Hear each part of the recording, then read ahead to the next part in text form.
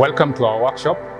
We are going to demonstrate the versatility of machines using a simple box.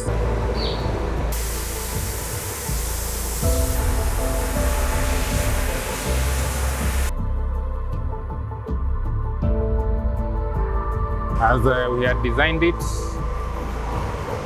so this is the lid, kifuniko, and now this is our box ready to go to the next step, which is the press brake machine. This is our press brake machine. As you can see, we have these slots. We are supposed to put in blades.